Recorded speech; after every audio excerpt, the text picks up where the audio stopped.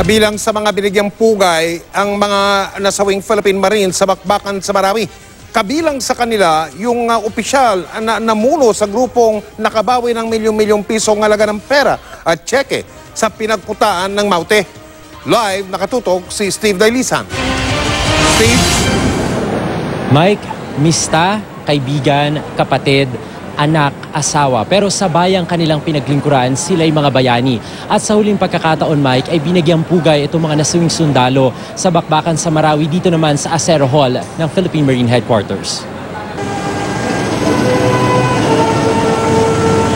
Sa arrival honors pa lang, madamdaming pagsalubong ang bumungad sa mga Marines na nagbalik tahanan dito sa kanilang headquarters. Ang 10 Marines na dinala dito sa headquarters, isa-isang ginawaran ng Military Merit Medal bilang pagkilala sa kanilang kabayanihan. Pauna pa lang daw ang karangalang ito at posibleng tumaas pa depende sa rekomendasyon ng immediate officer. Meron din daw financial assistance at scholarship grants para sa kanilang mga naulila. This will be subject to upgrading of award based on the recommendation of their unit commanders. They will be given higher award if so determined by the Board of Awards Committee. Ang mga kapatid ng nasawing si First Lieutenant John Frederick Savellano, hirap daw tanggapin ang masaklap na pagtatapos sa karera ng kanilang Kuya Jeff. Ang 29 anyos na si Savellano ang namuno sa team na nakarecover ng higit 70 milyong pisong halaga ng salapi at tseke mula sa isang pinagkukutaan ng Maute nitong nakaraang linggo. Sobrang proud sila mama with what he has done. The fact na nakuha nila yung pera and every single cent was returned to and was surrendered. Sobrang proud sila mama. It was like a blessing sa heart nila mama. Nakatakda pa naman sana siyang ikasal sa susunod na taon sa kanyang nobyang Marines din. Yung sister-in-law kasi namin is she's with us. We comfort each other. Kung asan ka man ngayon, sana patuloy mo kaming tignan, protektahan. Bago naman daw maging sundalo, madalas daw hulihin ng mga pulis ang batang si Private First Class Eddie Cardona Jr. dahil sa pamamasada ng pedicab.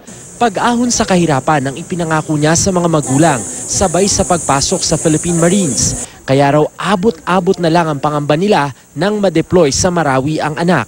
Nag-message pa nga siya ng 7:58 ng umaga. Ang dami nang umaano sa akin na condolence. Sabi ko, bakit condolence? Sabi kong ganun. Ay, hindi ko pa naman na patay na talaga siya. Sabi kong ganun. Tapos tumawag na siya sa akin kasi nasa probinsya nga ako. Tapos, nung sinabi niya sa akin na, hello, si Kanyol, sabi niya ganun. Sabi ko, alam ko na. Proud ako po sa kanya din. Matapang siya. Mabait siya. Nak, bilib ako sa'yo, nak. Ikaw ang anak ko talaga na mahal kita. Hanggang po na yung niya, yung pagkamatay niya.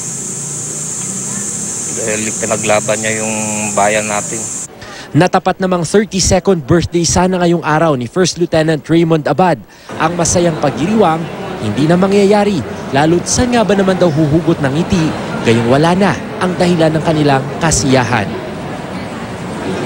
Mike, sa mga sandaling ito ay nagpapatuloy ang public viewing at pagdating ng mga kaanak at kaibigan nitong mga nasawing sundalo. Kabilang sa mga unang nakiramay simula pa kanina, Mike, ay si Defense Secretary Delphine Lorenzana. Pumarito rin yung ilan sa mga kadete ng Philippine Military Academy. Nagpasabi yung ilan dun sa mga kaanak na mananatili yung burol dito either hanggang Wednesday or hanggang Thursday bago maiuwi sa kanilang mga probinsya. Yan muna ang latest mula pa rin dito sa Acero Hall ng Philippine Marine Headquarters. Balik sa iyo, Mike. Isang tumataginting na tanghal sandata sa mga bayaning sundalo at polis. Maraming salamat, Steve Dailisa.